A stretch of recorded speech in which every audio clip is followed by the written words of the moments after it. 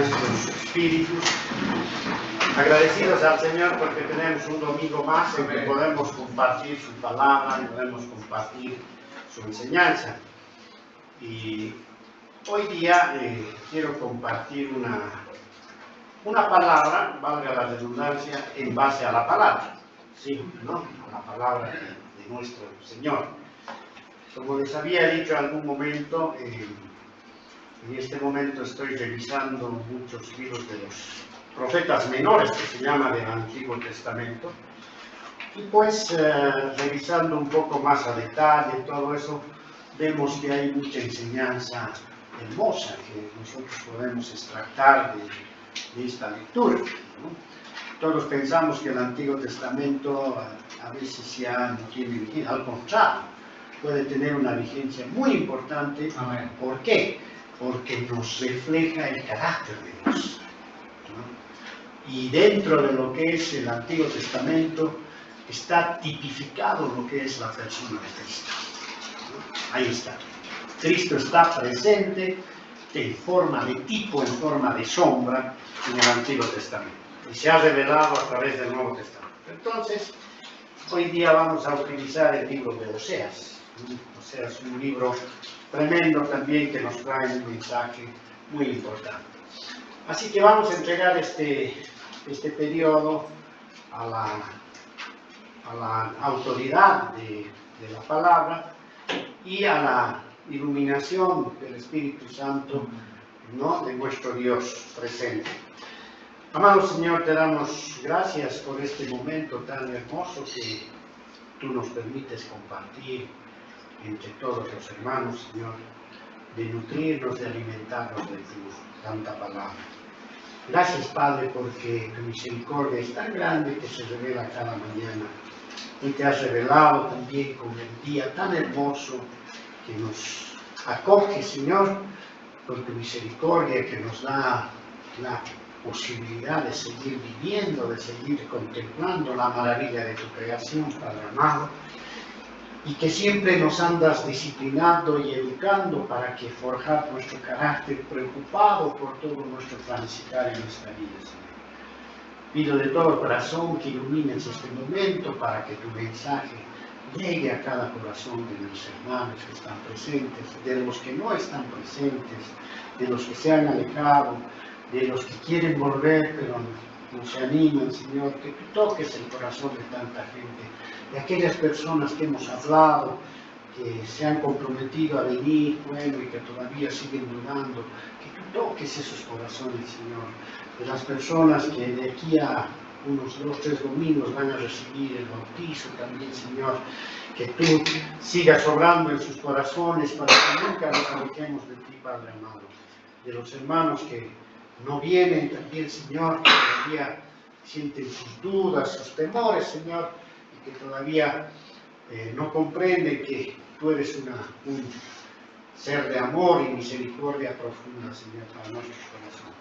Gracias, Señor, por la posibilidad de compartir tu mensaje y tu palabra, Señor. Te pido que ilumines a este siervo humilde, Señor, que quiere de todo corazón compartir tu palabra a todo el mundo, Señor, que le des la fuerza y la entereza necesaria para seguir haciéndolo de la mejor manera posible, ¿no? Gracias, Señor, te lo pedimos en el precioso y hermoso nombre de Cristo Jesús. Amén. Amén. Bien, como les había dicho, vamos a compartir el libro de Oseas, ¿no? Y justamente el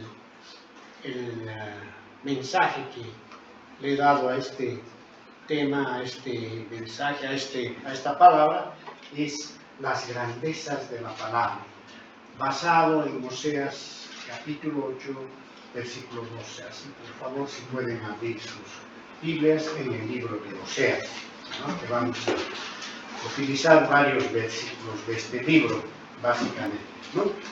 Oseas 8, 12. Si alguien lo tiene presente, quisiera por favor que Amén. Amado hermano Carlos, por favor. Oseas 8:12 dice así la palabra del Señor. Describí las grandezas de mi rey y fueron tenidas por cosa extraña. aquí el Señor está hablando a través de la boca de Oseas.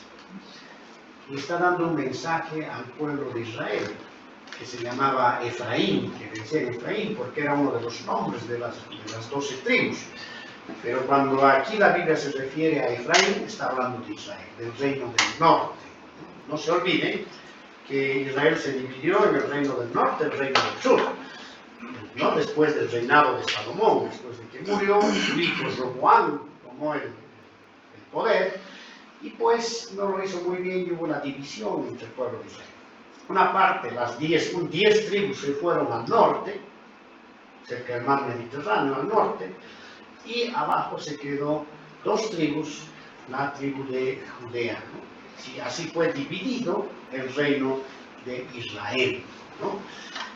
Y bueno, Oseas está lanzando, sin dejar de lado a Judea, está lanzando su mensaje al reino del norte, ¿no? Y Dios le dice que repite esta palabra que leyó el hermano Carlos. Le escribí, dice, ¿no? En nombre del Señor, le escribí. ¿A quién le escribió? A Efraín, a Israel. Le escribí las grandezas de mi ley, o sea, la palabra, ¿no? ¿Sí? Y fueron tenidas por cosa extraña. ¿No les parece esto bien sintomático? Muchas veces recibimos la palabra y nos parece extraño, ¿sí? Recibimos la palabra, ¿qué nos está diciendo esto? ¿Sí, no? Extraño, ¿no? Sí. Entonces, eso le pasó a Israel. Y vamos a analizar ese contexto. Bueno, como siempre, nuestro mensaje va a estar dividido en estas partes, el contexto, el cuerpo, la conclusión. Me voy a dedicar ahorita al contexto. Vamos a hablar del contexto y aquí vamos a hablar de dos temitas. Sí. Primero, un contexto mediato, un poquito lo más alejado, que es el libro de Oseas. Quiero comentarles para que ustedes también aprendan qué significa este libro, por qué se escribió y toda, que se llama el entorno que rodea a este pequeño libro, ¿no? Oseas fue uno de los profetas menores del Antiguo Testamento. Menores no por edad, ni por tamaño, ni por nada, ¿no? Sino les decían menores por el tamaño de la escritura. Oseas es un libro de 14 capítulos. 14 capítulos. El tema central de este libro es la infidelidad. ¿Por qué Dios le dijo a Oseas que escribe este libro? En el Antiguo Testamento, y eso quiero que lo tengan presente, hermanos, ¿no? ¿Sí? Existe la figura de que Dios es el esposo y la esposa es el pueblo de Israel. Esa es la figura, esa es la metáfora, ¿no? ¿Sí? Dios era el esposo, Israel era la esposa. En el Nuevo Testamento, esto cambia porque Cristo es el esposo y la iglesia es la esposa. Así se modifica un poco el mensaje en este sentido. Entonces, cuando uno tiene una esposa o un esposo, bueno, dentro del mundo cristiano, pues hay un concepto que se llama fidelidad, ¿no? Debemos ser fieles. Nosotros, si nos casamos de por vida. Eso es lo que Dios ha mostrado, pero a veces suceden muchas cosas en la vida, ¿no? Pero ese es otro tema. Pero hay ese concepto. Hay un concepto que se llama fidelidad, ¿no? Entonces, el hombre y la mujer deben ser fieles a ese pacto, porque el matrimonio es un pacto, es el pacto matrimonial, ¿no? Que es establecido desde el jardín del Edén, entre Adán y Eva. Es un pacto matrimonial, ¿sí? Entonces, ¿qué sucede, no? ¿Sí? Que a veces o la esposa o el esposo en el mundo de la carne son infieles. Y aquí sucede que la esposa de Israel era infiel. Era infiel. Entraba en un concepto de idolatría y todo eso, ¿no? Entonces, el tema de Oseas, Dios le dice a Oseas, mira, yo quiero que tú profetices, ¿no? Mostrando la infidelidad de mi esposa, de Israel. Para que de esa manera este pueblo tome conciencia y se dé cuenta de lo que está haciendo. Profetiza. El profeta era la voz de Dios. El tema central de este libro es la infidelidad. Este libro fue escrito en el 755 al 715 antes de Cristo.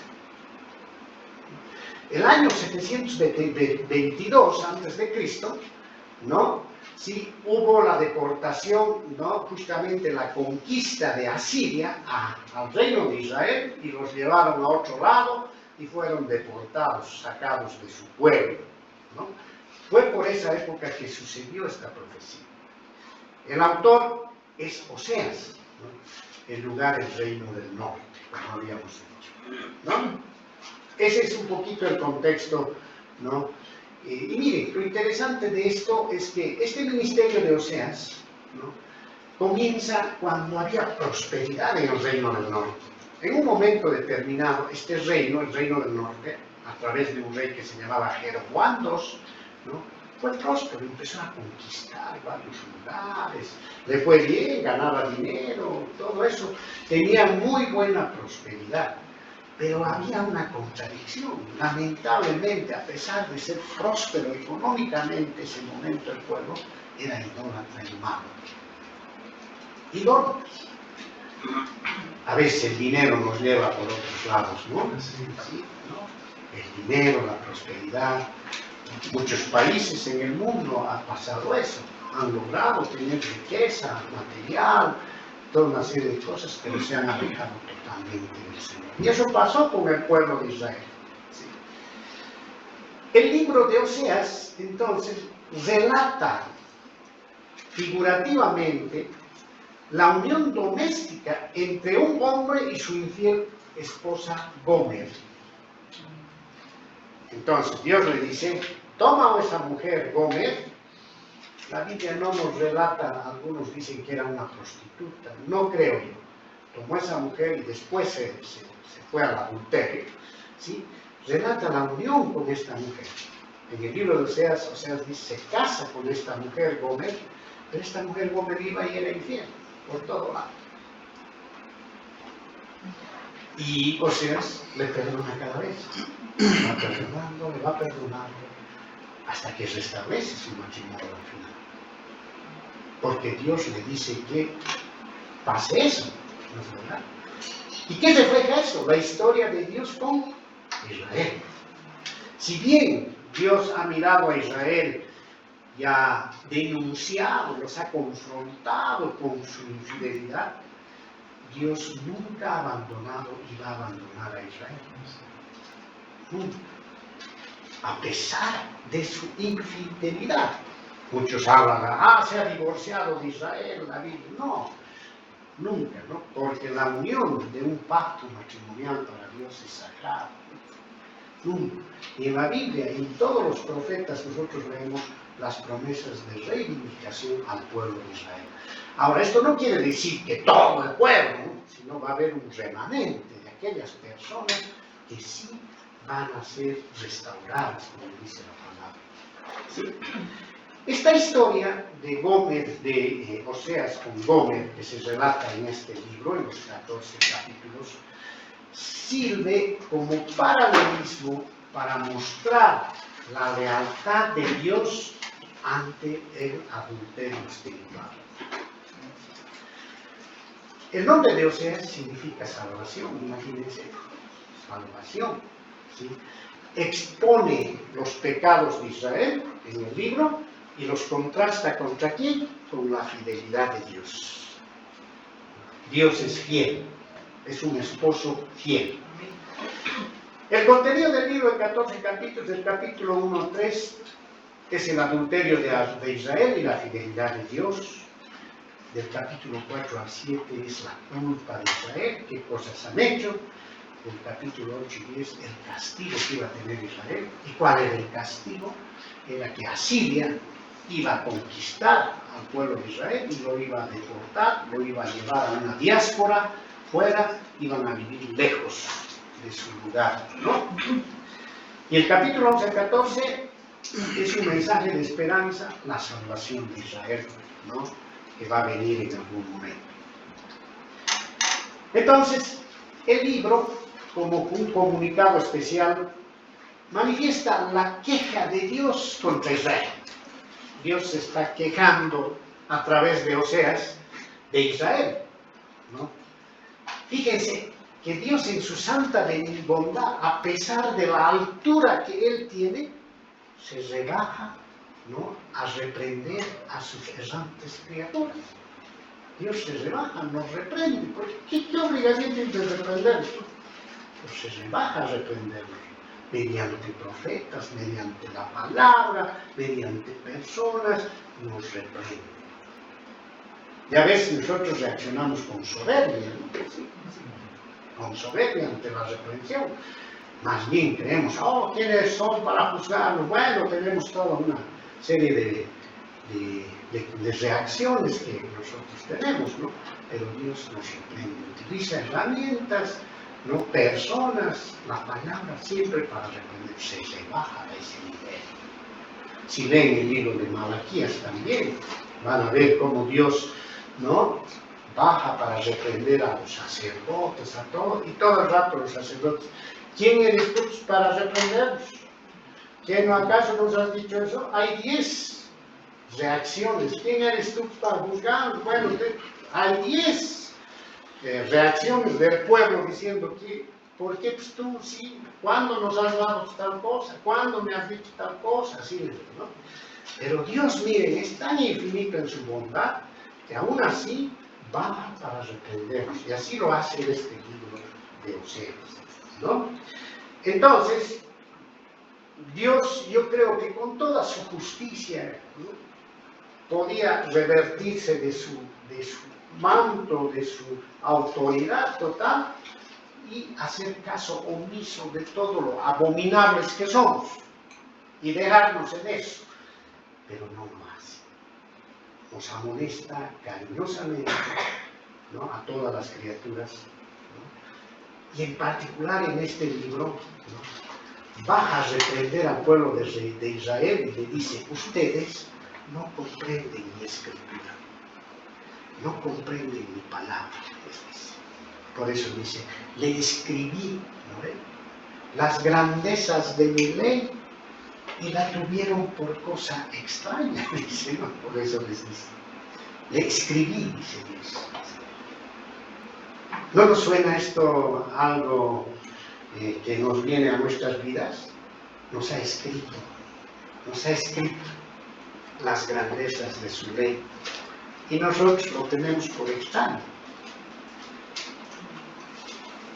Y no estoy hablando solo de impíos, sino de cristianos. Es extraño para mí, ¿cómo me va a llamar la atención? ¿No? Así. Entonces, hermanos, ¿no?, y miren, es bien simbólico que en Oseas 8:11, si alguien toma 8:11 y me lo lee, ¿sí? Oseas 8:11. Adelante, por favor, hermano. Sí. Porque multiplicó Efraín altares para pecar, tuvo altares para pecar. Miren, el pueblo de Israel multiplicó altares para pecar. Nosotros en nuestra vida no multiplicamos altares para pecar, muchas veces idolatramos otras cosas, ¿sí? Por eso Dios nos reprende. Necesitamos reprensión. Y la reprensión es esto.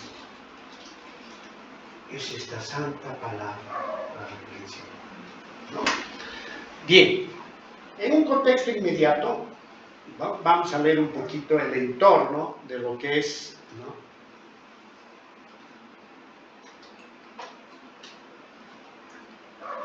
ya. Voy a poner los versículos que nos van a ayudar.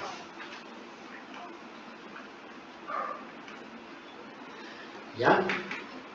En un contexto inmediato, como estamos analizando el capítulo 8, versículo 12, quiero que veamos en un contexto inmediato lo que pasa del 11 al 14, ¿ya?, para que tengamos con eso ya bien clarito por qué vamos a comentar este versículo 12. Así que le voy a pedir a alguien que me lea del capítulo 8, del versículo 11 al 14. ¿Quién puede leer? ¿Kenia? ¿No quieres leer? No, José. Sí. 11 al 14, a ver. ¿Por qué multiplicó Efraín altares para pecar, tuvo altares para pecar?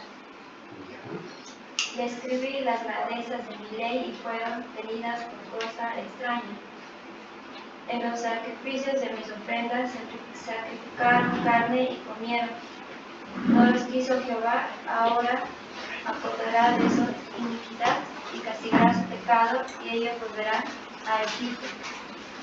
Olvidó, pues, Israel a su hacedor, y edificó templos, y Judá multiplicó ciudades fortificadas, mas yo meteré fuego en sus ciudades, el cual consumirá sus palacios.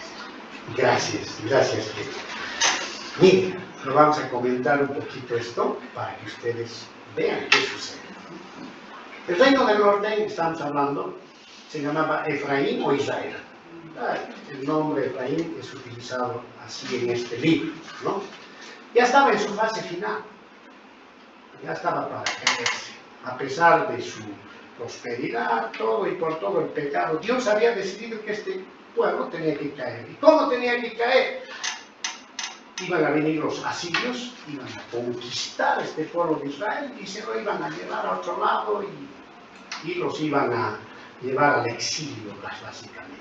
Así Dios castiga de muchas maneras, Dios nos disciplina de muchas maneras. A veces creemos, ¿por qué pues Señor me ha venido así esto? ¿Por qué Señor? Bueno, pues a veces no nos portamos bien, ¿no? Si Dios nos está disciplinando, siendo sus hijos, ¿no? Es así, ¿no? O a veces quiere forjar nuestro carácter, hay muchas cosas que suceden.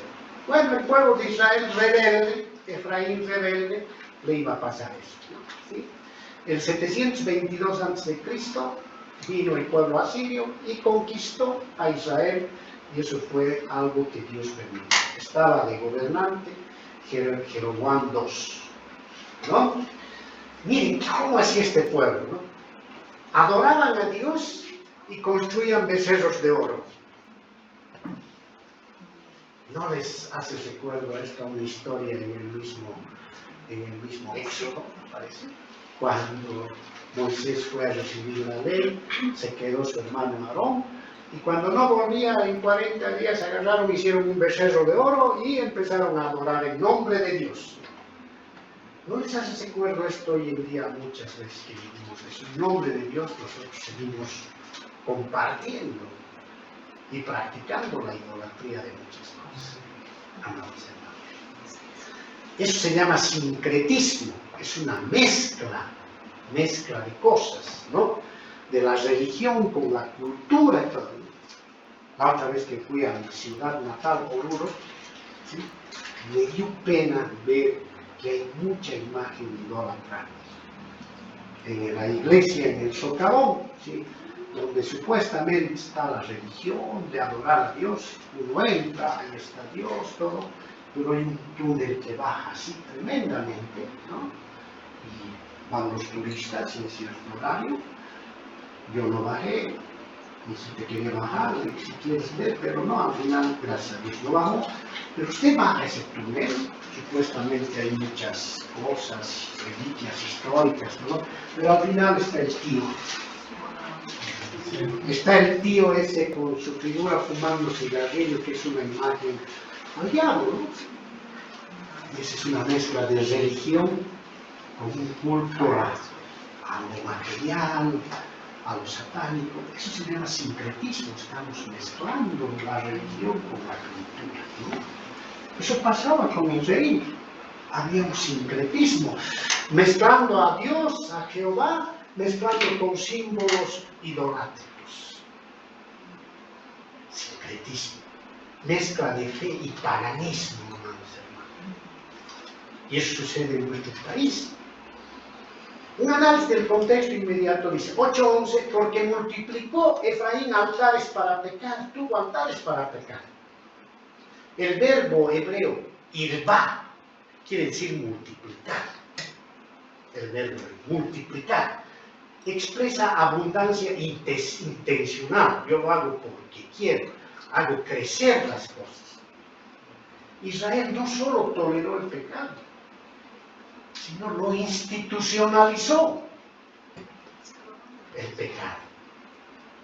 Amados hermanos, ¿no ve nuestro país? Ha institucionalizado el pecado. El gran problema de hoy es el pecado. Los altares, la palabra mishefot, que se llama en hebreo los altares, se habían aumentado. Lugares de idolatría. No eran lugares de adoración genuina. Amados hermanos, vivimos eso. Multiplicó el Efraín altares para pecar. Hace poco en nuestro país, no con ánimo de crítica, ha entrado un nuevo gobierno, ¿no? El vicepresidente lo primero que ha hecho en su discurso es agradecer a Dios. Ama a Dios, dice. A los minutos se ha ido cerca, después de la posesión, a un lugar donde estaban adorando a la Pachamama. Y estaba él ahí, sincretismo, mezcla de fe y paganismo. No nombramos a Dios, pero nos reímos de él y abominamos a él y normamos y agarramos lo idolátrico, ¿no? ¿Qué genuidad puede haber en esa fe? A ver, amados hermanos, eso pasaba en Israel. No hay una adoración legítima a nuestro Dios. Amados hermanos. Luego dice en Oseas 8:12, le escribí las grandezas de mi ley y fueron tenidas por cosa extraña. Dios había revelado su voluntad en su palabra, pero Israel la trató como ajena, como si no viniera de Dios. Su palabra extraña. 8:13, en los sacrificios de mis ofrendas sacrificaron carne y comieron, no los quiso Jehová, ahora se acordará de su iniquidad y castigará su pecado. Ellos volverán a Egipto, les dice, ¿no?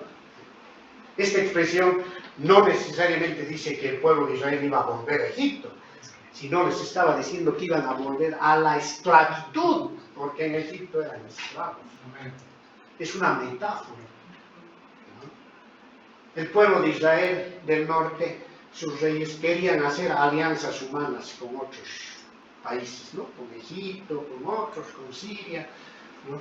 Y no confiaban en Dios. Confiaban en la OTAN, confiaban en no sé qué, bueno, en alianzas de todo ese tipo, pero no confiaban en Dios. Y Dios les iba a decir, ¿no? Van a volver ustedes a Egipto, van a volver a la esclavitud. No se puede jugar con Dios, amados hermanos. En el verso 14, ¿no? Dice, olvidó pues Israel a su hacedor y edificó templos. Y Judá, el reino del sur, multiplicó ciudades fortificadas, mas yo meteré fuego en sus ciudades, el cual consumirá sus palacios. Miren lo que está hablando. El verbo olvidar, ¿no? En hebreo es shakach, es la palabra, implica una decisión moral, no un simple descuido. Me voy a olvidar. ¿Sí? ¿Qué hizo el pueblo? Olvidó pues a Dios. Olvidó a Dios. El pueblo. Construyó templos, ciudades fortificadas y dijo, con eso nos vamos a defender. Pero no confiaron en Dios. El pueblo de Dios no confió en Dios. Confiaron en lo material y no confiaron en el Creador. Ese es el contexto, amados hermanos, de esto. La esposa totalmente infiel. Bueno, en virtud de ese contexto, ahora nosotros vamos a analizar el versículo 12. Le escribí las grandezas de mi ley, ¿no? No estoy diciendo mi ley, el presidente argentino. De mi ley, ¿no? De mi ley, ¿no? Las grandezas de mi ley para allá, algún liberal me va a decir, sí, las grandezas de mi ley, ¿no? Y fueron tenidas por poco tiempo. Aquí vamos a ver, lo he dividido este versículo en tres partes. El autor, el tema y el trato. El autor, le escribí. El tema, las grandezas de mi ley. El trato, y fueron tenidas por cosa extraña. vamos a analizar, vamos a dividir este versículo en 3 para entenderlo. ¿Qué quería decir Dios específicamente con este versículo? Ya sabemos en el contexto que este pueblo de Israel, idolátrico, alejado de Dios, olvidó al Hacedor, confió en cosas materiales, infiel, la figura de la esposa infiel. Y que Dios, a pesar de ello, tiene planeado, ¿qué cosa? Perdonarle, todo, reivindicarla, ¿no? Sí. Entonces, analizamos primero, le escribí. Aquí quiero hablarte de dos cosas. ¿Quién escribió? El autor. ¿Qué escribió? ¿No? ¿Quién y qué escribió? ¿Quién escribió y qué escribió? ¿Ya? Entonces vamos a analizar las dos cosas. Acuérdense, voy a poner los versículos para que ustedes mismos, ¿no? Ya los versículos vamos a poner que nos ayuden, ¿no? Sí nos ayuden. ¿Quién escribió? Aquí nace la pregunta clásica.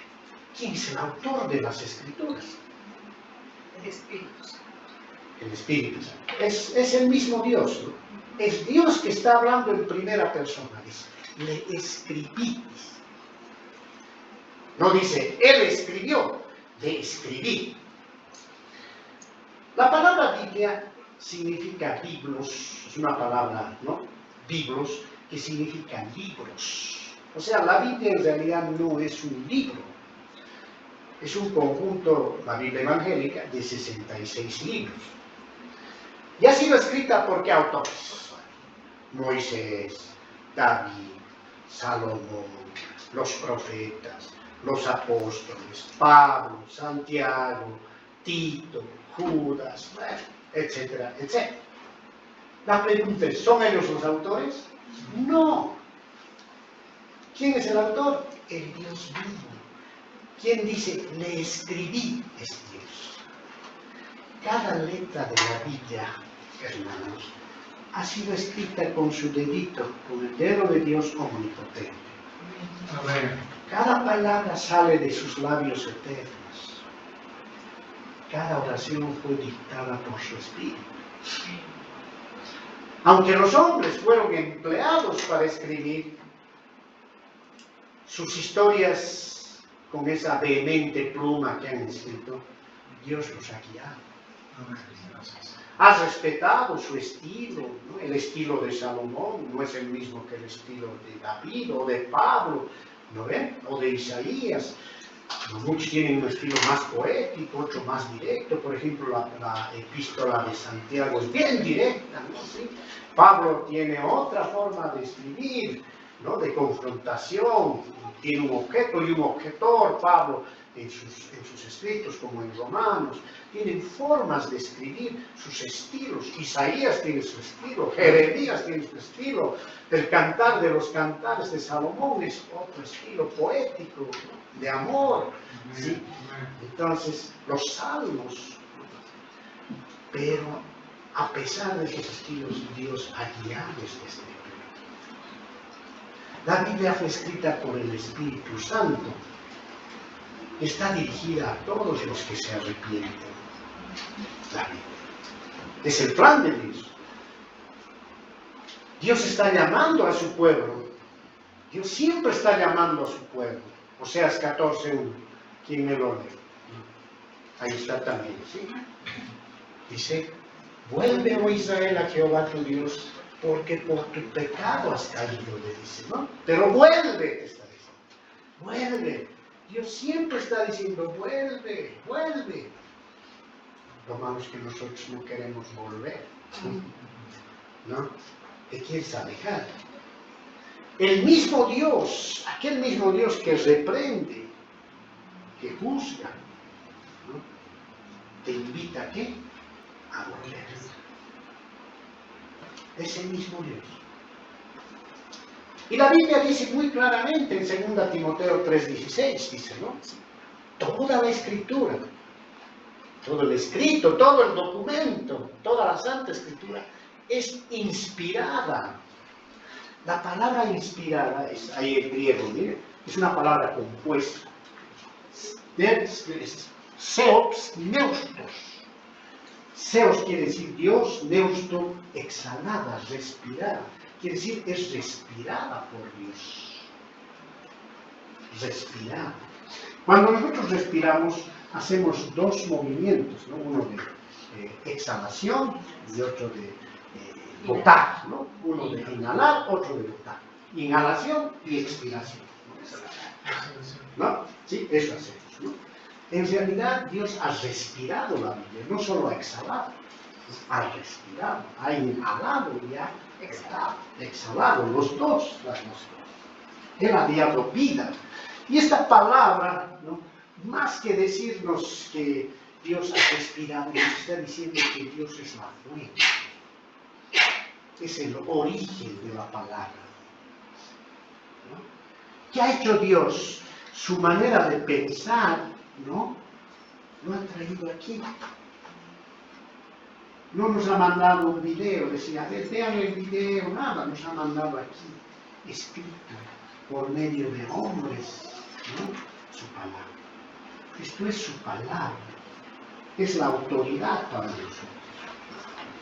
Él ha exhalado las escrituras, ha respirado, vamos a decir, amados hermanos. Dios les dijo a las escrituras de la Biblia las palabras que debían decir o escribir. Miren, en la Biblia, desde el Antiguo Testamento al Nuevo Testamento, hay dos formas en que Dios ha hecho posible la escritura. La escritura. Una de las formas es un dictado directo. Un dictado directo. Algunas profetas agarraron, vas a hablar directo, es dicto. Por ejemplo, Jeremías 1:9, miren el profeta Jeremías. Y extendió Jehová su mano y tocó mi boca. Y me dijo Jehová, he aquí he puesto mis palabras en tu boca. Te ha puesto lo que iba a decir. Directo, tú vas a decir esto y punto. Ha habido eso en el Antiguo Testamento. Es una forma, ¿no? Pero con mayor frecuencia no lo ha hecho así, sino que ha usado la mente, el pensamiento de las personas, ¿no? Para producir su palabra. Lo ha hecho con Pablo, lo ha hecho con Santiago, lo ha hecho con otros profetas, ¿no? Salomón, con David, etc., ¿no? Entonces, él ha usado, ¿no?, la inspiración. Y la inspiración solo se aplica a los escritos bíblicos originales, ¿no?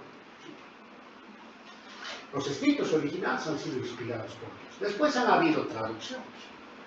Y obviamente las traducciones cambian algunas cosas, ¿no? Pero de todas maneras, las traducciones tienen una protección de Dios. Han llegado de buena manera a todos nosotros, ¿no? Dios es quien habla, amados hermanos. Entonces aquí claramente nosotros podemos ver quién pues es el que dice, le escribí. Aquí nos está dando un mensaje que no quepa la menor duda de que quien escribió las escrituras es pues Dios. Y en muchas partes de la Biblia esto se va a afirmar, pero es Dios el autor de las escrituras. No es el hombre, no es nadie especial, no es un libro que, bueno, se ha traído de los sumerios, de los babilonios, nos dicen, de la cultura maya, han sacado de todo, no, mentira. La Biblia tiene un origen divino y es Dios quien es. Por eso nosotros confiamos en su autoridad, en su inerrancia, en su infalibilidad. Amados hermanos, es nuestra guía. Segundo, ¿qué escribió? ¿Qué escribió? ¿No? ¿Qué escribió?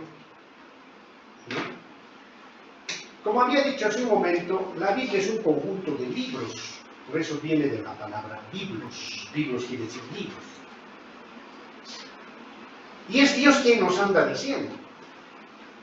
La Biblia nos dice, soy el libro de Dios, léeme, me está diciendo. Soy el libro de Dios, léeme. Pero nosotros no queremos leer. guárdame, dice, ¿no? ¿No? Nos dice, soy el libro de Dios, guárdame, estamos pensando. Lo tenemos bien guardadito en un anaquel, ¿no? Bien empastadito, bonito, ¿no? Y no lo leemos, no lo estudiamos.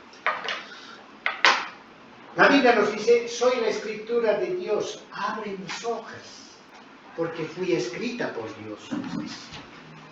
Eso nos está diciendo. Yo cuando veo Biblias en casas, mira mi Biblia, qué bonita, todo colorcito, todo bien bonito. Ay, pero cuando veo una Biblia rayada, viejita, digo, esta Biblia ha sido usada. Yo me acuerdo, cuando estaba estudiando en Europa, ¿no? Tenía un amigo brasileño, con el cual compartíamos algunas charlas, todo, ¿no? ¿Sí? Beto se llamaba. Y estudiábamos francés, ¿no? Y ya tenía un diccionario de francés que ya estaba deshaciendo sus hojas, ¿no? Ya, trapacito, ¿no? Y él se reía, ¿no? Bien utilicé, me decía, bien utilizado, qué bien, ¿no? Porque su diccionario debe estar a 9. 9. Claro, pues ya agarraba el diccionario, todo el rato lo rayaba, lo sacaba, todo, ¿no? Porque tenía pues que aprender, obligatorio, estaba en clases y a veces iba y no entendía lo que estaban hablando, tenía que aprender todo, pues tenía que esmerarme, ¿no? Pues la Biblia, pues que esté rayada su Biblia por todo lado, que esté rota por ahí se ha roto en el uso, todos sus libros, mis libros todos están rayados por todo lado, ¿no? Resúmenes por aquí, todo. Es que es la forma de que nosotros estamos utilizando la Biblia. Dios no se va a enojar porque va a decir, tu Biblia, oh, qué mal mantenida que está, no sé. Al contrario, qué bien utilizada que está. ¿No? Es pues la escritura de Dios.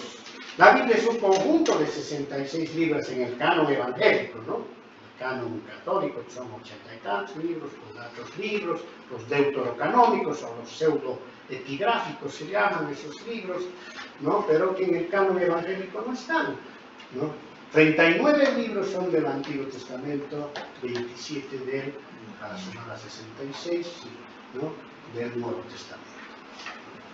Es un mensaje hermoso, integral, no es que está colocado por aquí, sino que hay una unión de todo este libro del mensaje de Dios, el plan de Dios. ¿No ven? ¿Sí? El Antiguo Testamento es el testamento de la ley, donde Dios ha dejado la ley. ¿No? El Nuevo Testamento es el testamento de la gracia, la gracia es la sustitución de la ley por la gracia, ¿no? El nuevo pacto. El Antiguo Testamento es tipológico de Cristo, ¿no? Nos muestra cómo Cristo se va reflejando en muchas cosas. El Nuevo Testamento es la antítesis, ¿no? El cumplimiento de los tipos de Cristo. Y además la revelación de lo que va a venir en el futuro. Amén. Eso nos dice el Nuevo Testamento. El Nuevo Testamento nos relata la vida, muerte y resurrección de nuestro Señor Jesucristo. Y la Biblia es el plan estratégico de Dios para nuestra salvación. A pesar de los rechazos y de que denostamos la Biblia, un libro antiguo, ya es obsoleto ante la inteligencia artificial, los nuevos tiempos, pensamos que la Biblia no tiene vigencia. No, la Biblia nunca se va a rendir y su palabra siempre va a permanecer firme. Aunque Israel la rechazó, el reino del norte la rechazó, bueno, todo Israel, la palabra no cambió. Mateo 24, 35. El cielo y la tierra pasarán, sí, pero mis palabras, dice Dios, no pasarán. Venga la inteligencia artificial, no sé qué paquetes, no sé qué cosa, su palabra nunca va a pasar. Nunca. Fíjense, Ha habido guerras, ha habido todo, ha habido gente que ha tratado de destruir la Biblia. Voltaire, uno de los filósofos conocidos de la humanidad, ¿no? Después de la Revolución Francesa, él dijo, en Francia, ¿no? De aquí a unos años, este libro, refiriéndose a la Biblia, nadie va a hablar de esto, va a desaparecer del mapa. Así comentó Voltaire, este famoso filósofo. Si tú vas a París, hay un lugar, y yo lo he podido ver, ¿no? La casa de Voltaire, ahí funciona la sociedad bíblica. Ahí se venden libros, es la casa de Voltaire. Voltaire ha muerto, ha desaparecido, pero la Biblia no va a desaparecer. La casa de Voltaire está inundada de Biblias, ¿sí? En pleno centro de París, amados hermanos. No va a pasar, la Biblia sigue estando viva, aunque despreciada, sigue viviendo. Dios escribió en la Biblia su pacto eterno, es un pacto eterno que se cumple con Cristo. En la Biblia está la revelación del pensamiento de Dios, que lo ha traído de manera viva en Jesucristo y de manera escrita en la Biblia. El pensamiento de Dios tiene una parte escrita y una parte viva. La parte viva es Cristo, la parte escrita es la Biblia. Y la Biblia refleja lo que Cristo ha proclamado en el Evangelio. Amado hermano. Por eso dice Juan 1:14. Y aquel verbo fue hecho carne, se refiere a Cristo, ¿no? Y habitó entre nosotros. Y vimos su gloria como del unigénito del Padre, lleno de gracia y de verdad. La palabra viva y la palabra escrita. Si la palabra viva trajo la gloria de Dios, este libro escrito refleja la gloria de Dios. Amados. La palabra que el pueblo rechazó se hizo carne en Cristo para la redención. ¿Qué más podemos pedir? A veces le pedimos a Dios señales. ¿Qué más podemos pedir? Eso escribió nuestro Señor. Esa es la Biblia, amados. ¿Qué escribió? Su pensamiento, su palabra, su modo de ser, su carácter. Si leemos el Antiguo Testamento, estamos descubriendo el carácter de Dios, ¿no? Si leemos el Nuevo Testamento, estamos descubriendo todo lo que ha hecho nuestro Señor Jesucristo. La acción de Dios para la redención. ¿Qué más podemos pedir? ¿No? Bueno, por tanto, ahora vamos a hablar un poquito del tema mismo de la Biblia. Lo he dividido en dos, como dice. Le escribís. ¿Qué cosa escribió? Las grandezas, ¿no?, de mi ley. ¿No? Las grandezas. Vamos a ver qué grandezas ha escrito Dios en la Biblia y cuál es su ley. ¿Ya? Las dos cosas vamos a ver. ¿Ya? A ver, vamos a desarrollar un poquito esto. Primero quiero empezar diciéndote las grandezas de mi ley. ¿No? Las grandezas de mi ley. Primero quiero empezar diciéndote que en la Biblia todo es grande. A veces despreciamos, no puede ser libro, no, todo es grande. Todo lo que está escrito aquí, Cantar de los Cantares, el libro de Esther, todo tiene una grandeza inimaginable. Hay mucha gente que desprecia, por ejemplo, a los profetas menores que ahora los estamos predicando, ¿no? Los desprecian, no me dicen nada, así de Israel un poco, no sé qué, no sé. No, tiene una grandeza. Como estamos descubriendo en estos pequeños estudios que estamos haciendo de los profetas menores, estamos descubriendo cosas muy, muy grandes acerca de nuestro Dios, de su carácter. No hay nada en la Biblia que no sea grande. Cada versículo en la Biblia tiene un solemne significado, que es nuestra obligación como cristianos desentrañarlo, estudiar. No es fácil. Al menos en el Antiguo Testamento uno ve, caramba, hay a veces ¿qué quiere decir esto? ¿Qué quiere decir? Hay mucha metáfora, poesía metidas por ahí, muchas cosas.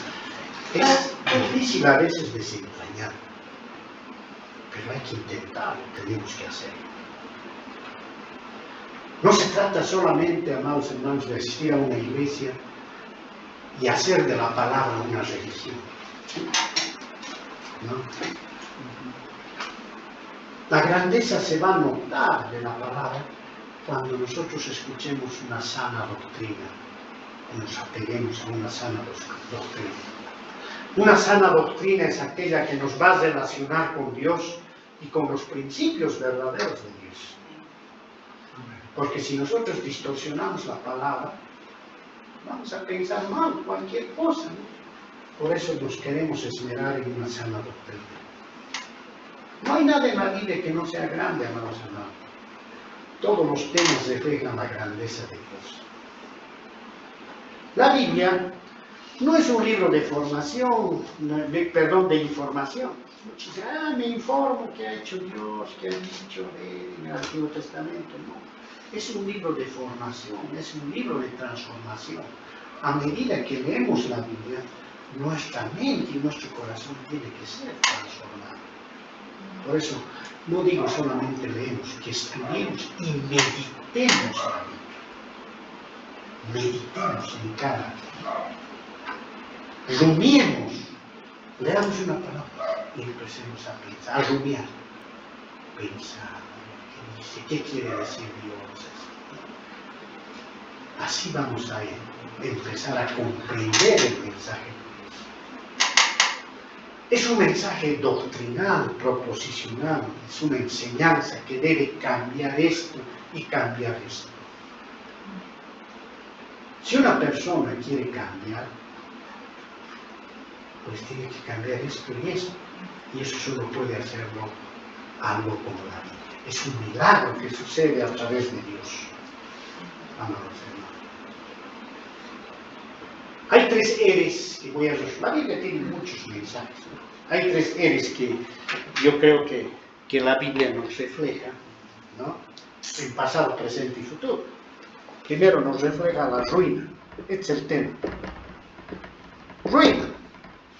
Cuando nosotros empezamos el Evangelio, mucha gente va a evangelizar a la gente y dice, oh, no, Dios te ama, Dios tiene un mensaje, que es un propósito para ti, vas a ver, tu vida va a prosperar. Muchas veces nos acercamos a las personas así, ¿no? Mal, así nos evangelizan. Hay que empezar a evangelizar predicando la ruina en la que estamos. ¿Cómo le vas a decir a una persona que necesita salvación si no le dices que se está ahogando? ¿No ven? Primero tienes que decirle, oye, te estás ahogando, te estás hundiendo, eres pecador. Así empieza. La Biblia nos demuestra que estamos en ruina, que nuestro corazón es depravado. Eso nos muestra. Que estamos destituidos de la gloria de Dios. Y por eso, porque estamos destituidos de la gloria de Dios, necesitamos un Salvador, necesitamos un Salvador. O sea, la Biblia empieza con el si ustedes leen muchas historias que están aquí, ¿no? ¿Sí?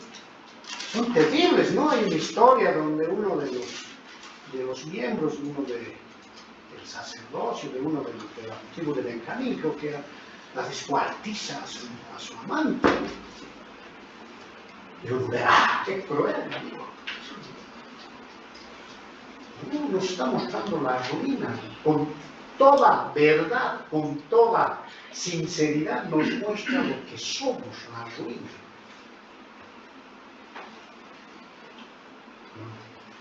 Lo que somos, lo que estamos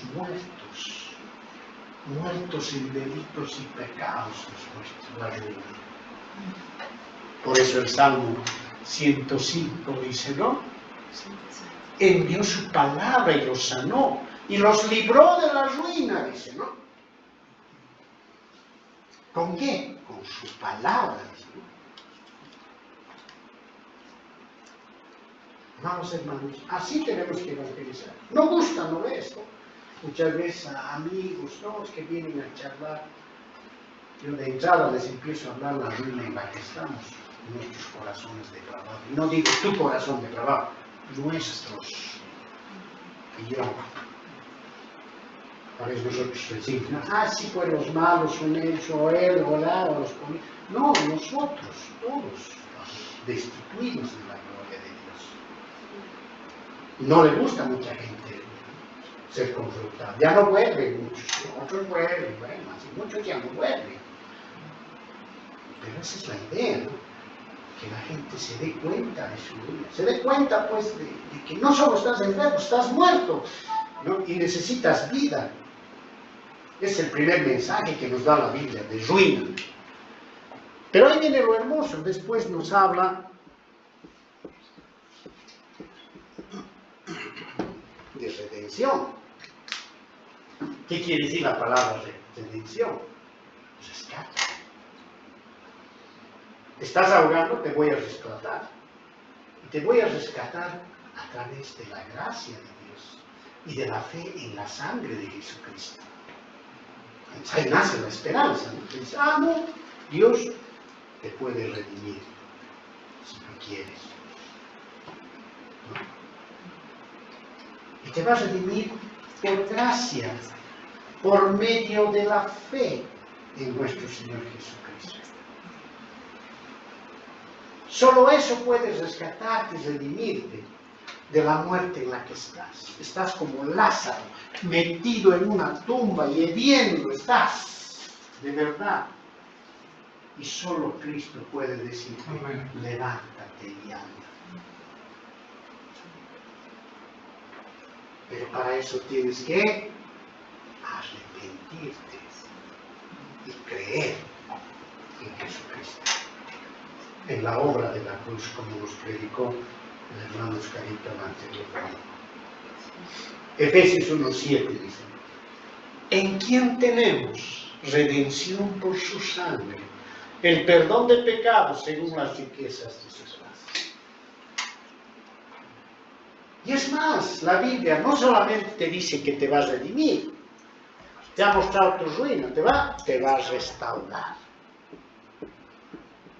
Ese es el mensaje de la Biblia en resumen, amados hermanos. Te dice, ahora que eres redimido, ya te he perdonado, voy a trabajar contigo, te dice Dios, hasta que te restaures completamente en el futuro y seas como yo, como Cristo.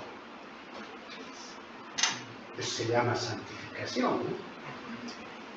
Aquí nace lo que se llama posición. Aquí nace lo que se llama estado.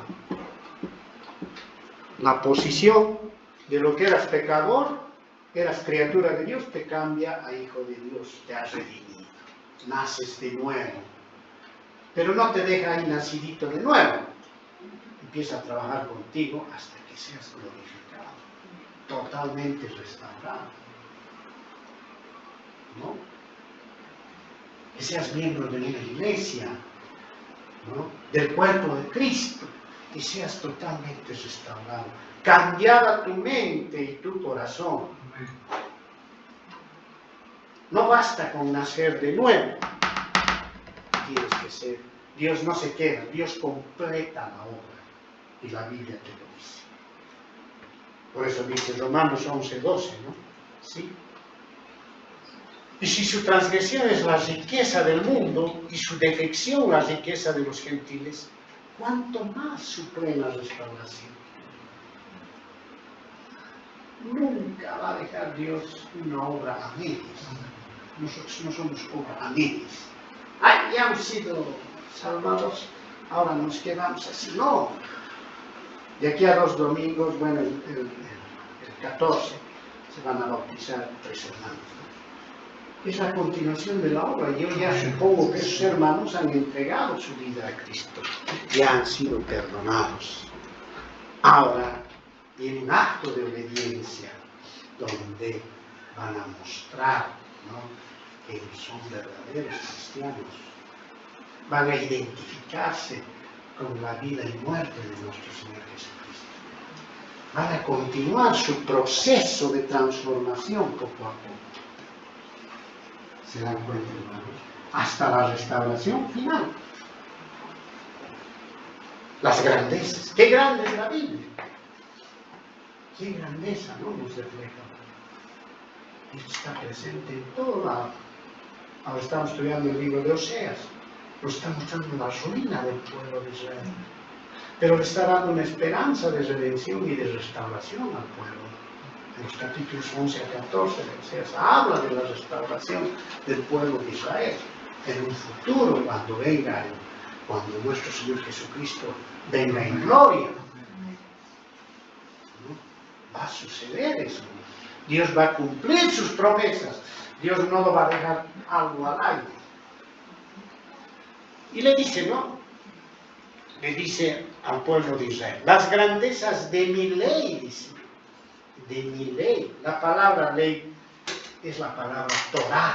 De ahí viene el nombre de los 5 libros, el Pentateuco, de los primeros libros de la Biblia, ¿no? ¿Cuáles son? Génesis, Éxodo, Levítico, Deuteronomio y Números, ¿no? Los 5 primeros libros de la Biblia se llaman, los judíos le llaman la Torah, se llaman el Pentateuco, ¿sí? Eso estaba tomado. Torah quiere decir precepto, quiere decir estatuto, quiere decir decálogo, quiere decir Pentateuco, quiere decir dirección, mi ley. Entonces, el libro de Dios, no solo el Pentateuco, los 5 libros, sino toda la Biblia, es la ley de Dios. Es la ley de Dios. ¿Qué me dice este libro? La Escritura.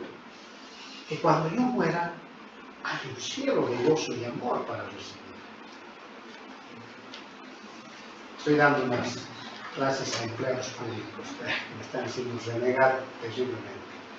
Son la tentación del demonio, realmente, sus preguntas, todo, ¿no? Se meten a preguntarme cosas. Antes, ayer uno de ellos me preguntaba, ¿no?, usted que estudia teología, me dice así, de mala manera, ¿no?, ¿qué es el infierno?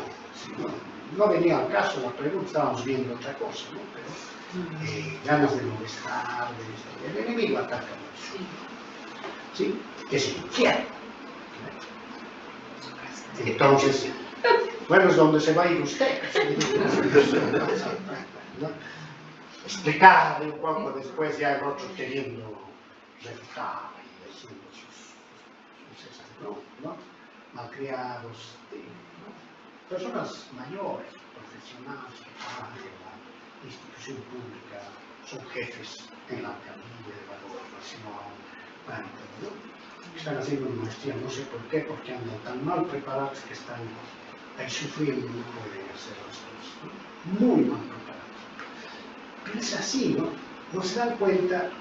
Y esta misma persona me preguntó que la Biblia tiene errores, que no sé qué, toda una serie de cosas, ¿no? No entiende la palabra de Dios y no lo va a comprender.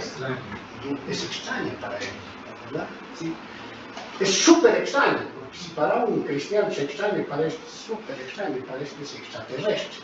No lo va a entender, por más que le expliques con chinos, con habas, mutilaruma, hankalaruma, no va a entender, mana, ¿no? ¿Sí? Ya se le ha explicado unas cosas, ¿no?, y surge con prepotencia. La Biblia es la ley de Dios, es la ley que debería regir nuestras vidas, ¿no?, nuestros corazones, ¿no? La Biblia me dice que las alas de los ángeles están extendidas para nosotros, ¿no? Me habla de la misericordia de Dios. La Biblia me habla de que nosotros los cristianos nos levantaremos a pesar de la tormenta, a pesar de que hay un valle, ¿no?, y de que un día subiremos a las estrellas y al trono de Dios, al tercer cielo, y estaremos con Él. ¿Lo creen o no? Amén. Yo lo creo. ¿sí?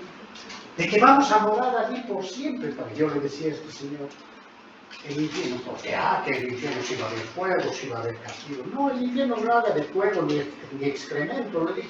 El infierno es un lugar, que la Biblia nos dice, ¿no? El Gehenna, ¿no? El lago de fuego, donde la peor angustia que usted va a tener es estar lejos de Dios.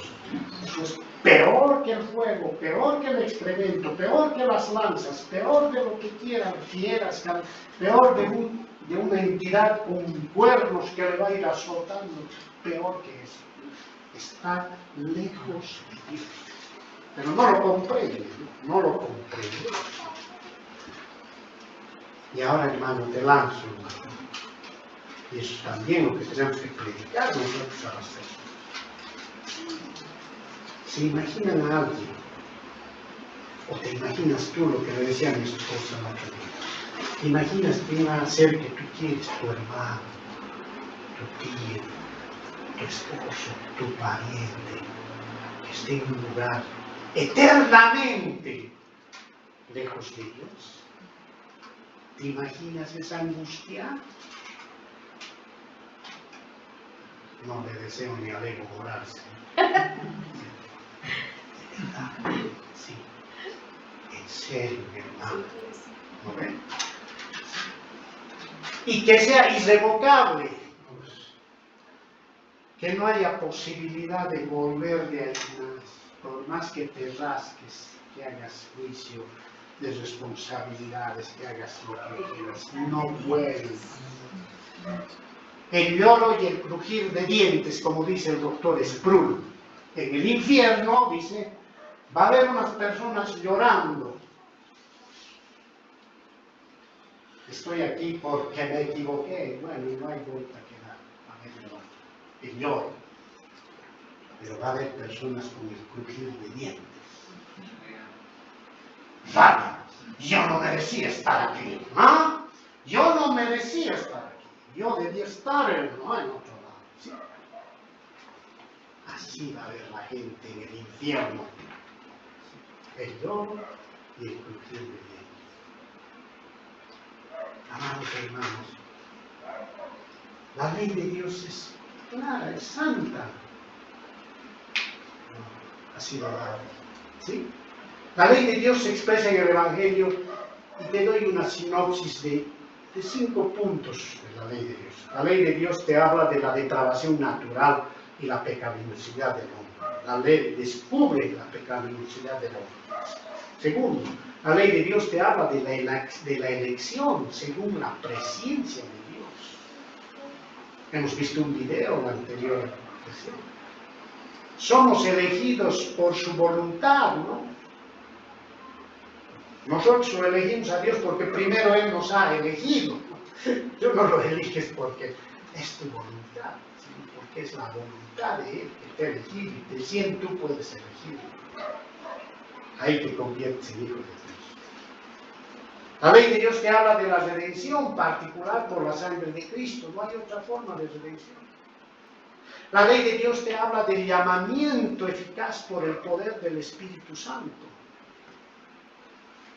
La ley de Dios te habla de la preservación en el poder de Dios. Dios te preserva después que tú has nacido de nuevo, te preserva, te cuida. Aunque tú no te des cuenta, te preserva, te está cuidando para que nunca vas a perder tu salvación. No vas a perder tu salvación no por tu mérito, sino porque Dios te preserva. Él te cuida y te guarda para que no guardes. Tropezarás, te caerás, pero te levantarás. El Hijo de Dios se levanta, nunca se queda caído, nunca es derrotado, como dice Pablo.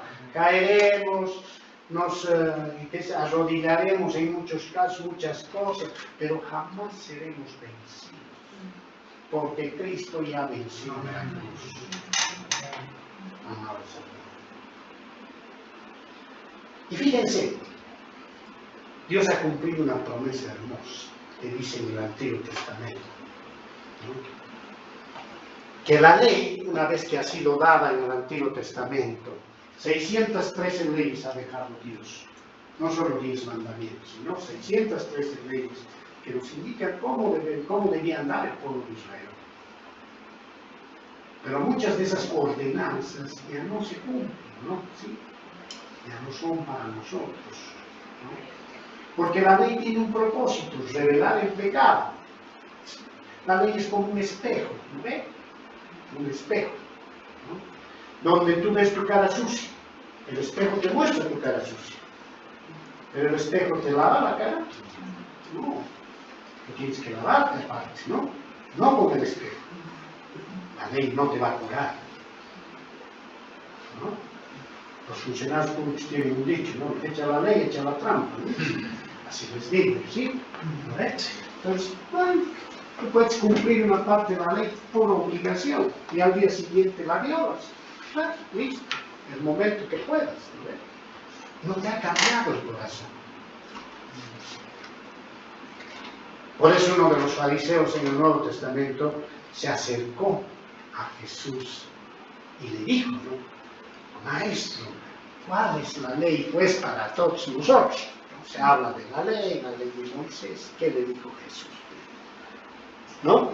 Maestro, ¿cuál es el gran mandamiento en la ley? ¿No? Jesús le dijo, amarás al Señor tu Dios con todo tu corazón, con toda tu alma, con toda tu mente. Este es el primer y grande mandamiento. Y el segundo semejante, amarás a tu prójimo como a ti mismo. De estos dos mandamientos depende toda la ley y todas. Todas las leyes están resumidas en esto. Los 10 mandamientos están resumidos en esto. Los primeros 4 mandamientos hablan del amor a Dios.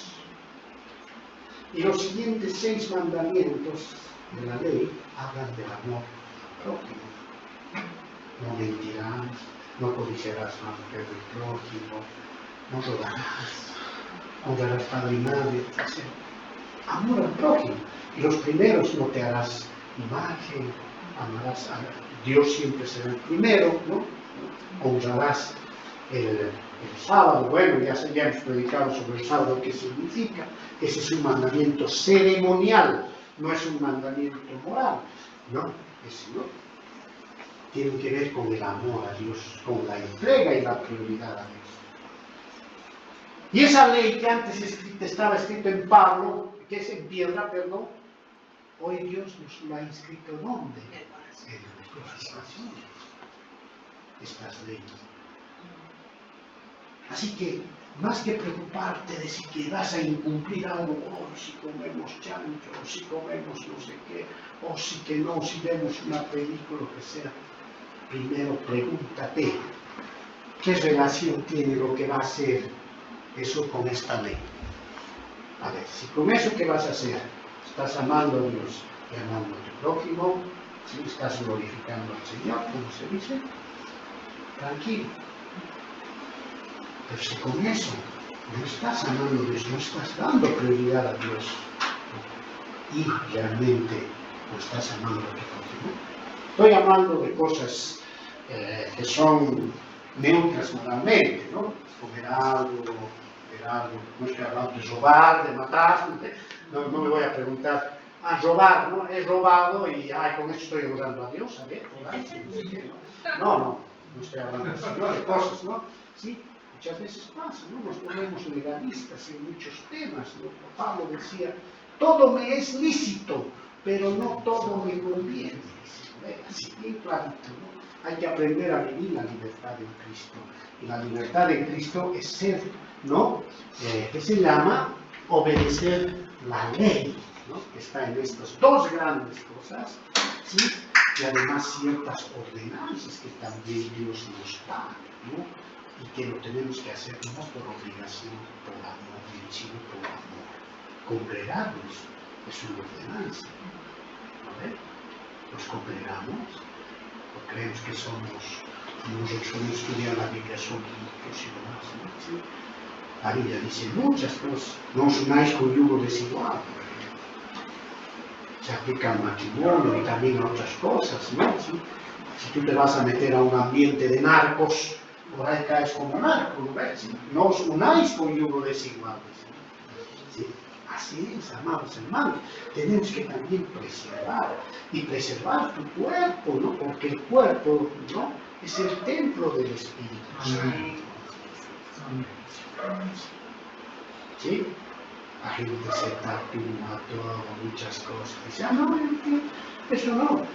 La Biblia nos manda ciertas cosas, que respetar el cuerpo, muchas cosas, ¿no? Sí, Dios, es abominación acudir a ciertos mensajes, o idolatramos, aquí me tatúa Messi, caramba, ¿no? Y, bueno, estoy dando honor a una persona, así, ¿no?, a un eslogan, o lo que sea, ¿no? Son cosas que nosotros debemos analizar en contexto de estas dos grandes cosas. Estoy amando a Dios y estoy amando a mi prójimo. ¿Sí? ¿Vale? Entonces, amado hermano, eso es lo que sucede, ¿no? La ley,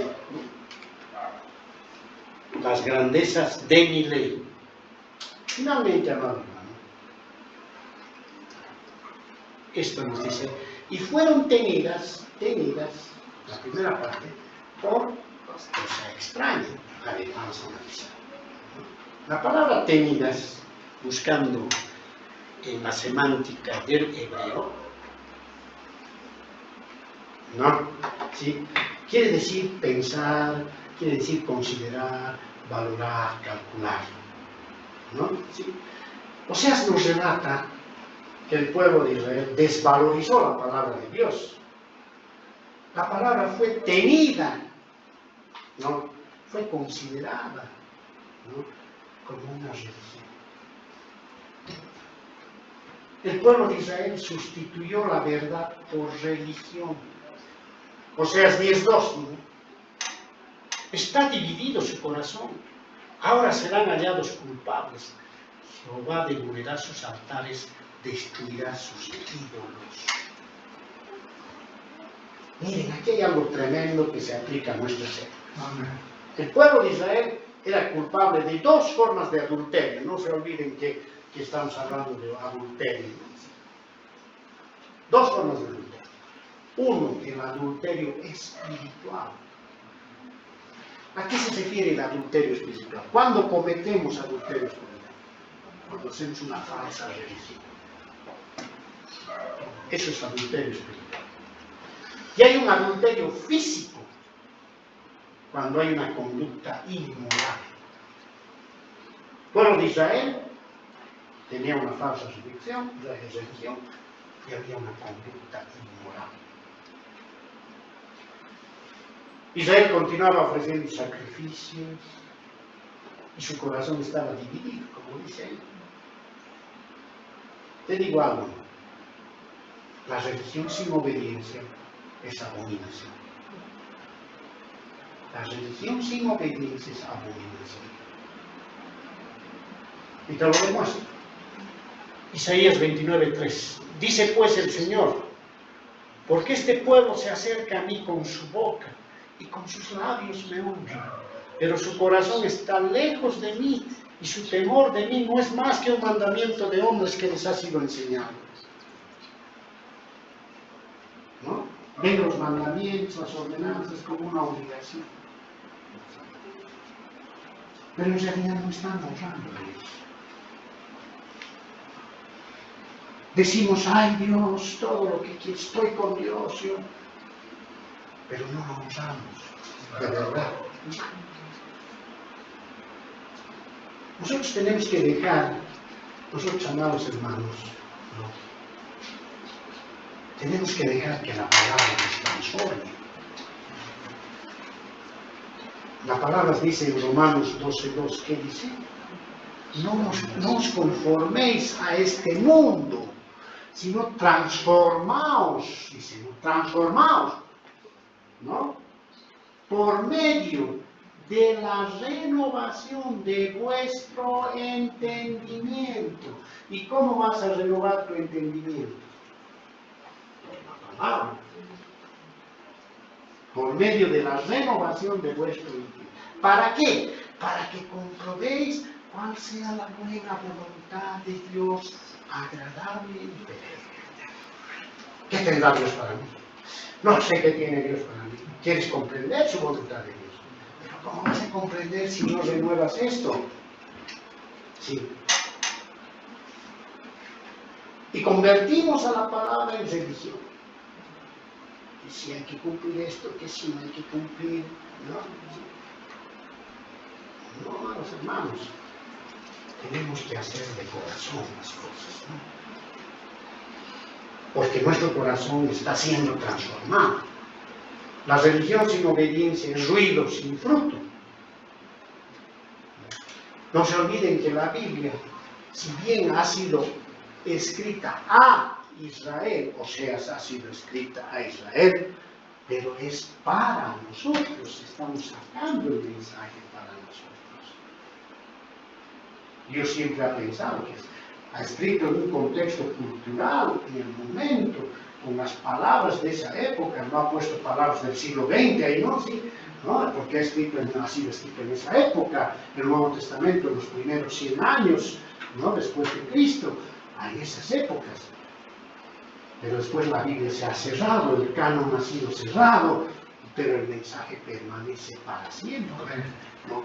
Y eso es lo que tenemos que hacer nosotros, es nuestra obligación, interpretar la Biblia tal como ha sido escrita e inferir para nuestra aplicación en estos momentos, en estos días que vamos viviendo. La Biblia no es un escrito plomo, no interesante, obsoleto, no. La Biblia trata todos los temas de manera profunda y espiritual. Y aquí te digo algo. Si la palabra te incomoda, muchas veces nos incomoda, ¿no? Hablamos algo, ya está, nos sentimos heridos de bala. Si la palabra te incomoda, es señal de que aún hay vida espiritual en ti. Si no te incomoda, como decía alguien, soy jaboncillo, todo me resbala. Bueno, una pena. Debe incomodarnos. Tiene que incomodarnos. ¿No? Tiene que. Nadie es perfecto. Veía la historia de Charles Spurgeon. Este hombre que predicaba, ¿no? Sin micrófono a 10.000 personas en un auditorio. ¿Y cuánta gente no se habrá convertido? Todos lo veían como un gigante, un hombre fuerte. Y este hombre, producto de las críticas, de las maldicencias de personas, de propios hermanos, de una enfermedad, de todo, ¿sí? Salió por la calle a caminar y empezó a abrumado por todas esas cosas. Y se arrodilló y dijo, Señor, ¿qué hago como tu siervo? Porque es así, estoy fallando, ¿cuántas veces nos sentimos así? Porque nos atacan, nos dicen, ¿no? Los propios hermanos nos están dando duro. Estamos más preocupados de criticar que de absorber nosotros muchas veces. Miramos la paja del ojo ajeno, pero no miramos la viga que nosotros tenemos. Y si hay alguien que nos exhorta, que nos ayuda con la palabra, deberíamos sentirnos muy agradecidos. Así es, amados hermanos. Y Charles Spurgeon, después de eso, caídos recién, yo les dije una vez, ¿cuándo comprendemos nosotros la gloria de Dios? Cuando nos vemos como seres caídos. Recién valorizamos.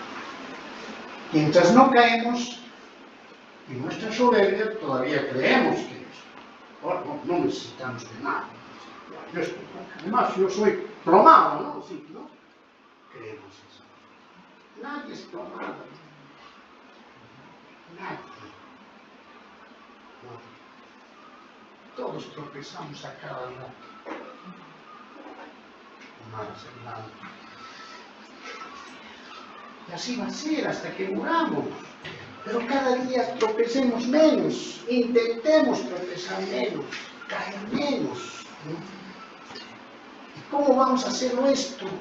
A través de esto, de comprender esto, de apropiar, de vivir esto, no solo de leerlo, no, de vivir esto. Que nos incomode esto, que nos muestre lo que somos esto. Si no, vamos a seguir viviendo nuestra vida, como vemos a veces cristianos, como dice Paul Washer. ¿Y qué me sirve ver a un cristiano y dice, tú eres un nacido de nuevo, pero si yo te veo igual que antes, nunca has cambiado nada, sigues siendo el mismo individuo. Lees la Biblia, oras, todo, pero te sigo viendo igualito, ¿no? Sí. ¿Qué efecto ha tenido sobre ti volverte un hijo de Dios? ¿No? Sí. ¿O realmente no lo eres? Ahí está el problema, ¿no? Y bueno, la última partecita. Fueron tenidas por extraño. La palabra extraño quiere decir de fuera, extranjero, lejano. ¿No? Miren, la palabra extraño en el hebreo significa algo fuera del lugar, no reconocido. Imagínense el pueblo de Israel, a pesar que era el pueblo elegido para recibir la escritura, ¿no? Todos los escritos, tenía por extraño todo eso, no obedecir. Para los israelitas la escritura era un tesoro. Sin embargo, todo lo convirtieron en una simple rutina. Todo lo que Dios les escribió dejó de asombrarlos. Sus corazones fueron enfriados. ¿No nos pasa eso? La palabra, ¿no? Ya no le damos importancia. A veces nos estamos durmiendo. No es así, no damos importancia. No nos toca. No nos toca la palabra, no nos toca. Y eso no es problema del predicador, o que sea, es que no predica. No nos hace negar la palabra. No, el problema no es del predicador, el problema eres tú. Tú. Muchas veces, yo me acabo de decir, es que no, el pastor mucho nos reñía y no sé qué cosa. Y nos justificamos, ¿no? No, el problema es el pastor con sus defectos, todo lo que quiere. Ahora somos nosotros que no queremos, que todavía vivimos bajo nuestra propia opinión, nuestro propio pensar. Y queremos que toda la iglesia sea a nuestra manera. My way, a mi manera.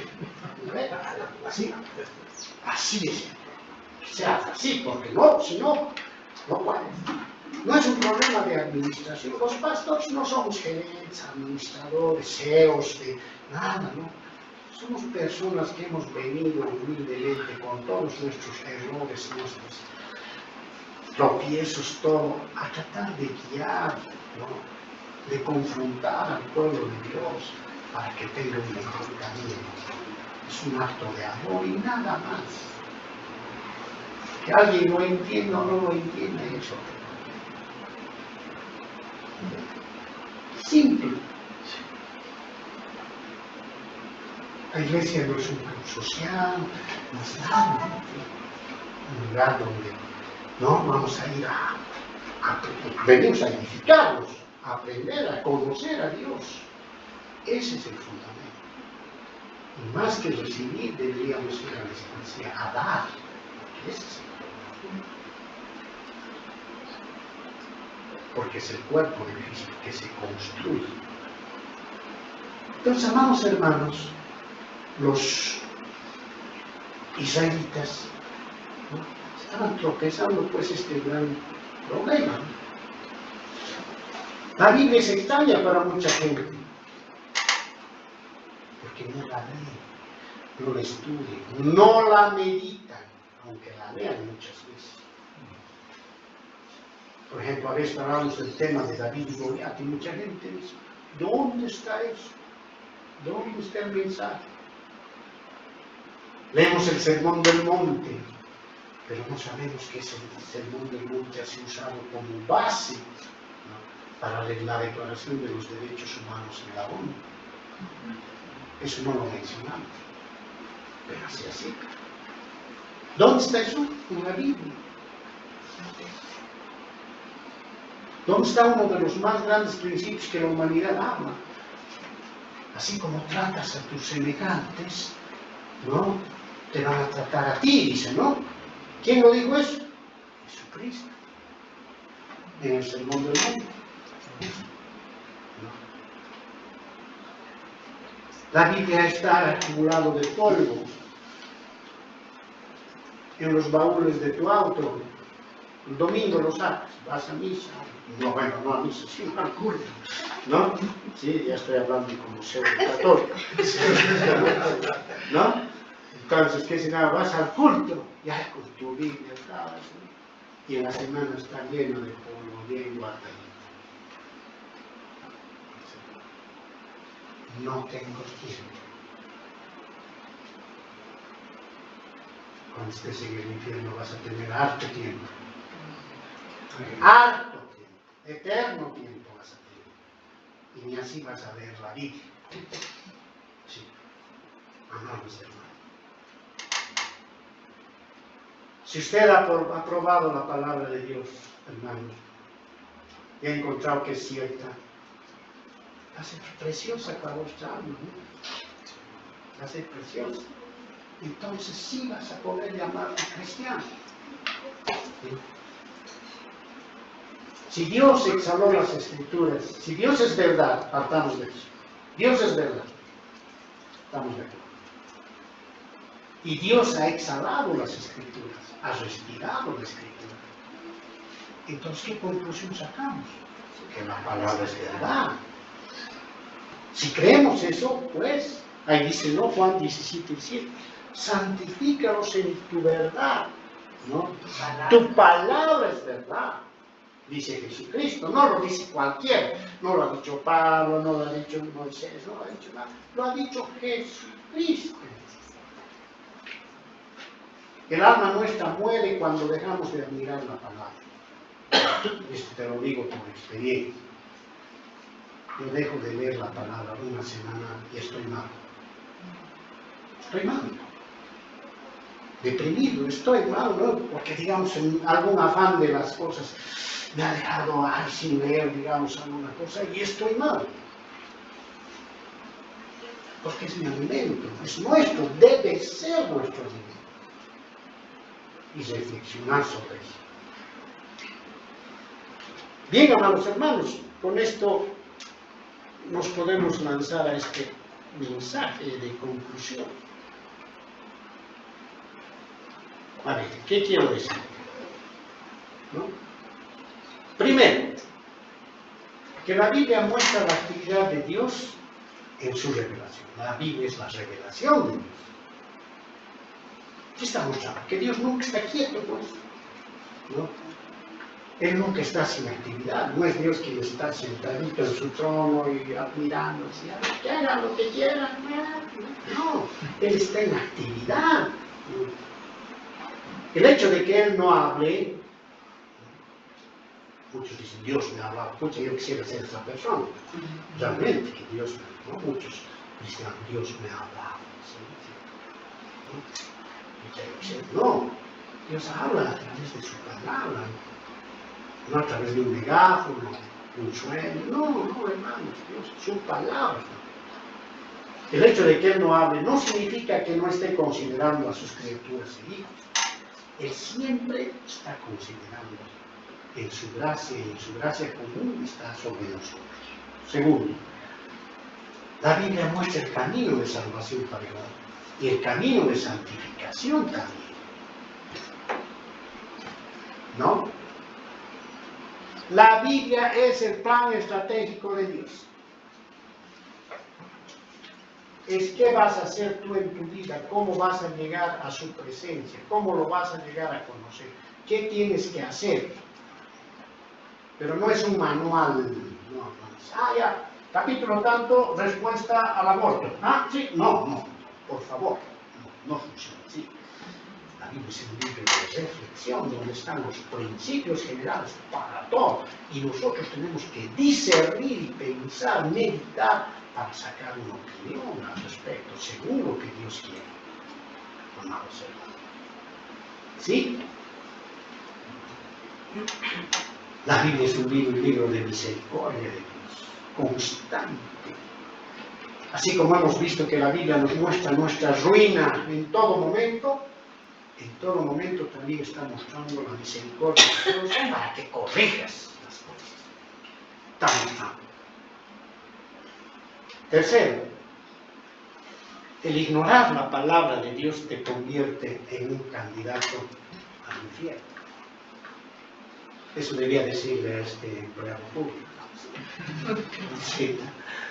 Pero bueno, a veces sabes la palabra de Dios y algo. La Biblia es el libro de la salvación. El no tomarla en cuenta para nuestras vidas es alejarnos de Dios. Hay una cosa muy simple que te puedes alejar de Dios. Dejarte de leer esto y ya estás alejado. Dejar de estudiar, no leer, estudiar, meditar, apropiarla a tu vida.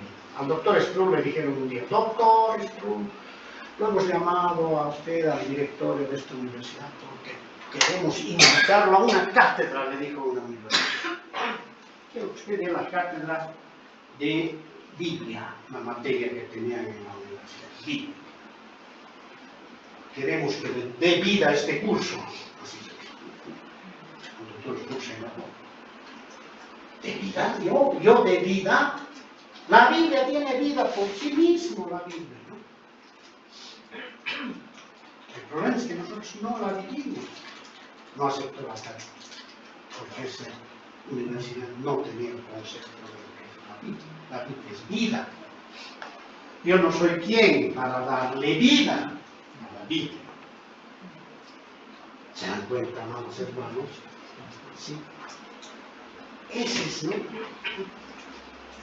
Cuarto, aunque se trate la Biblia como extraña, Dios en su amor sigue escribiendo esta palabra ya no en tablas, sino en tu corazón. Si no sientes que la Biblia está escrita en tu corazón o no la está escribiendo en tu corazón, preocupate. Preocupate. Si sientes que es rutina, que no sé qué, que no, preocupate. Sobre todo si dices ser cristiano. ¿No? Algo habrá que revisar en nuestras vidas, ¿no? Jeremías 31-33 es un versículo que me encanta. Miren lo que dice, ¿no? Pero este es el pacto que haré con la casa de Israel después de aquellos días, dice Jehová. Daré mi ley en su mente y la escribiré en su corazón. Yo seré a ellos por Dios y ellos me serán por pueblo. Aquí Jeremías está profetizando que un día Dios, y va a venir el Espíritu Santo, y vamos a nacer de nuevo, ¿sí? Y esa ley, en vez de estar en tablas, iba a ser escrita. La ley tiene que estar aquí en nuestros corazones. Esa ley emana de aquí, porque este es el reflejo del pensamiento de Dios. Bueno, esperando que este mensaje llegue al corazón de todos ustedes, a la mente y corazón, ¿no? Que es lo más importante, ¿sí? Despedimos esto con esto. La Biblia es la palabra de Dios. Escuchen bien. Y es Dios en la palabra. Es Dios en la palabra. Es Dios, pero cuando te habla algo de aquí es Dios. ¿No? Es el libro de Dios. Este es el libro de Dios. Es Dios en un libro. ¿No? Es Dios que está en este libro. Comprendamos eso, hermanos. Y pues llevémonos este mensaje a estos corazones que necesitan cada vez ser renovados, transformados, y que hagamos las cosas siempre con sinceridad, con honestidad de corazón. Gracias, hermanos. Dios los bendiga. Y pues vayamos a practicar esta semana lo que hemos aprendido. Bien, para cerrar un poquito este día rapidito,